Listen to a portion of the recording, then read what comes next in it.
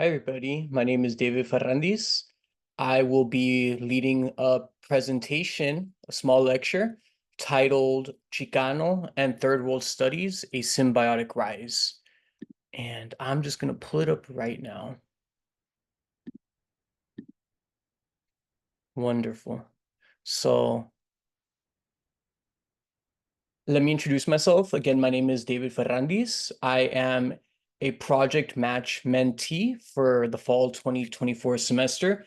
I'm working with Professor Jose Maldonado, and I'm partly shadowing both his in-person Chicano Studies 2, Mexican Americans in Contemporary Society class, as well as his asynchronous 8-week version.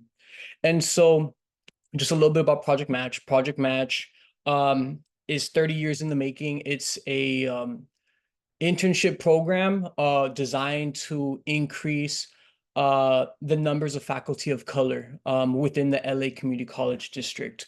So it really is an institutional effort to diversify the ranks of faculty to be in pretty much all the different departments that the community college district teaches. So I'm very fortunate to be here, not only as part of that project match program cohorts, but also specifically here in this position about to provide this lecture with you all. And I guess just a little bit about myself. So again, my name is David, and my background, my academic background is an undergraduate degree in history from Tufts University, suburban Boston. Got my degree in 2017, and I looked especially at Latin American history. And so I'm from LA originally, and so I knew I want to get out. I want to get out of Boston. Too hot, too humid, too white, must say that. And I want to come back to LA where I have roots. I grew up in Northeast LA in Atwater. I'm currently living in Glassell Park. And so it was here doing a couple of years working with different community organizations, both doing housing rights, tenant rights in MacArthur Park, Westlake area, but also then working with day laborers and household workers in the Pico Union, LA Fashion District area, that I was able to get just some more community experience. And so for me, I view education not as distinct as in like a school, a campus, a college, university is distinct or separate from the communities we come from. In all my efforts and the way that I see and view education and really the type of educator I strive to be is one that really makes space for, brings in our family community experiences into the classroom. And I think that type of pedagogy, that way of teaching, that way of learning is really important, especially in a Chicano studies class, an ethnic studies class, where we are talking about our histories, our current situations, and being real about it, right? Like we got to be real about the different levels and layers of discrimination that we face and where that discrimination comes from. It's not something that just happens overnight.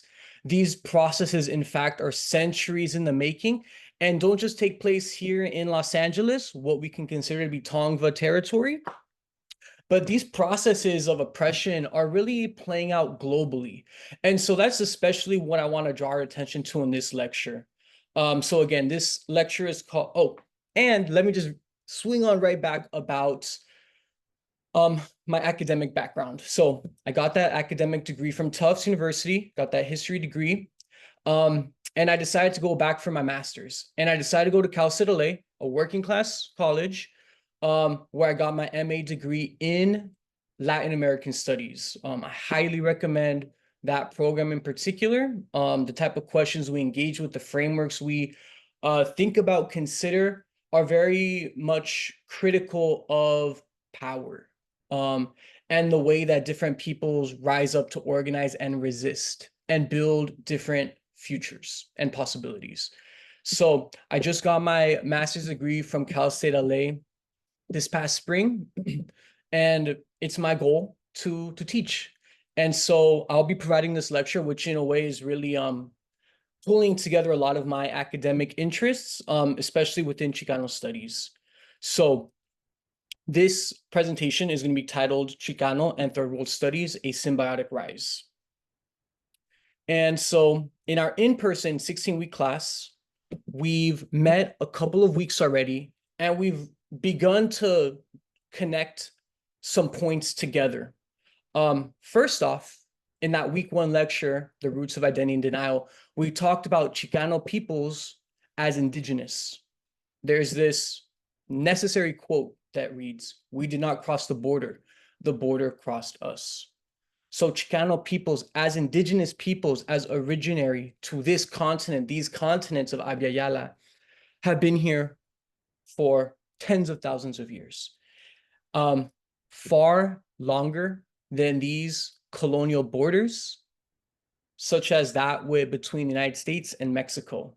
That was really only cemented in 1845 by the Treaty of Guadalupe Hidalgo. So we know there continue to be indigenous peoples that exist and live and organize within these occupied territories, whether it be the Tohono O'odham, whose territories are literally divided by the US-Mexico border over in New Mexico.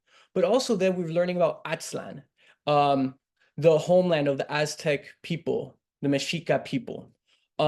So that's an important point, really to cement that Chicano people are indigenous people, and Chicano people, especially since the 1960s and even to today, view their indigenous identity as a form of resisting the mestizo white European identity that was thrust onto them by different entities. One entity includes the actual Mexican government through La Raza Cósmica that sought to turn all of Mexico's people into a mestizo race, and through that erasing indigenous identity. So we see Chicanos as resisting that state project, but we also see Chicanos resisting this whiteness by the United States government, and we'll get into that. So I wanted to connect this also to another topic we've addressed in the last week, which is when we define the terms white supremacy, racism, and discrimination. So all of these concepts, ideas, realities are not recent phenomena. They did not emerge overnight, not even 10 years ago, not even in the year 2000. As we learned, especially in class when we had the opportunity to hear Professor Maldonado's lecture, that this process of creating white people as superior to other people of color has long roots. And so Jose Maldonado took us on quite an adventure, taking us way back in time, back to 1095 to 1291, which can be thought of as the period of medieval Europe, the so-called Dark Ages, right? When Rome had fallen in 487. And at that time, Muslim peoples were spreading from Northern Africa and reaching Europe. And that was perceived to be an existential threat for the Christian peoples and cultures of Europe. And so the Crusades, as a set of wars, began to create this idea of the other, of the Muslim other. And so here we see Europeans fashioning and crafting themselves as opposed to, but also superior to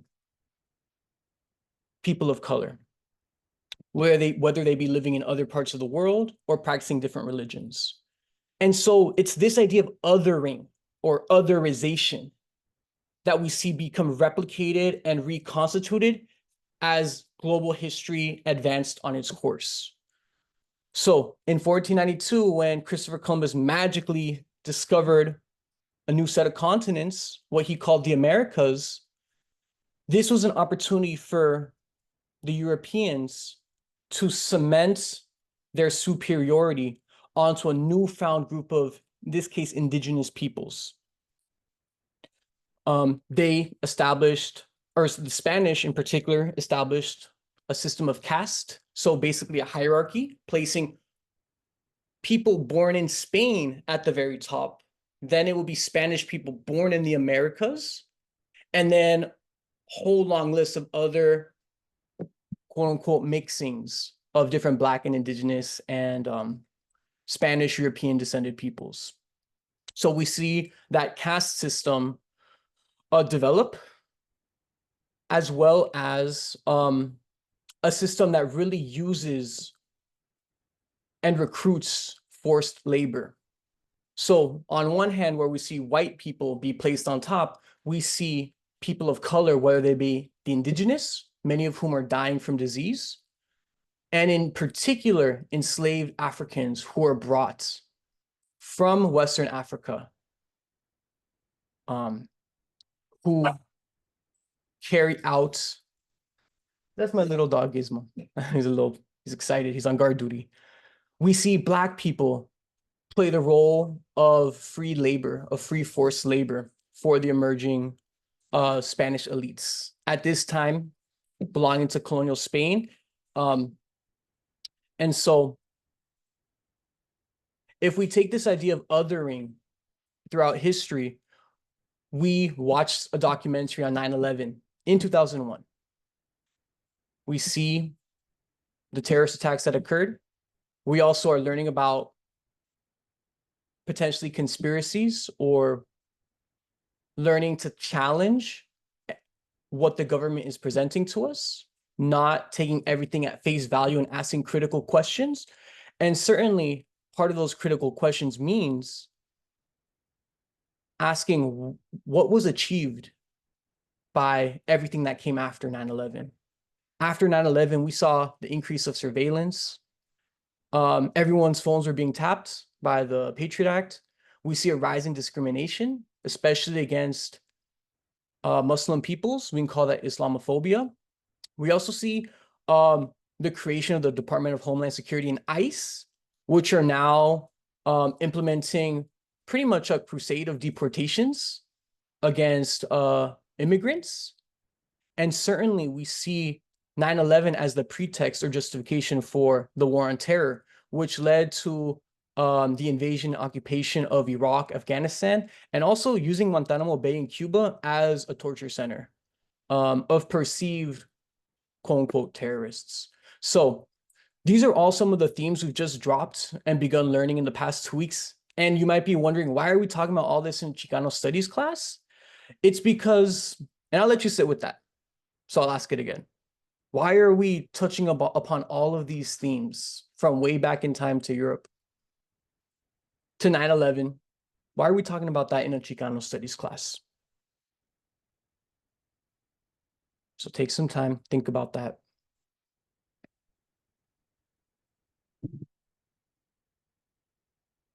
And so, as my title suggests, Chicano studies does not just emerge on its own or in isolation. It's not just Chicano people, the only people in the world who are asking questions about their identity, where they come from, what do we need in our communities. Chicano studies, like Native studies, Native American studies, African American studies, Asian American studies, develops in tandem because it's different groups of people, especially living within the United States. This is a very, these types of the attention we're paying to ethnic studies is very much centered in a United States context. It is people of color within the United States in the 1960s. They see the civil rights movement occurring before their very eyes, and they start asking, it's not just an African-American civil rights movement. Our civil rights movements are trampled upon every single day. And that is the case for not only Black folks, but Chicano folks and Asian descended folks. And the list goes on and on. So it's really a call to think critically about the type of world that has been created. And who benefits from it and at whose expense. So we're gonna now move into the lecture. Now I'm gonna pause right here.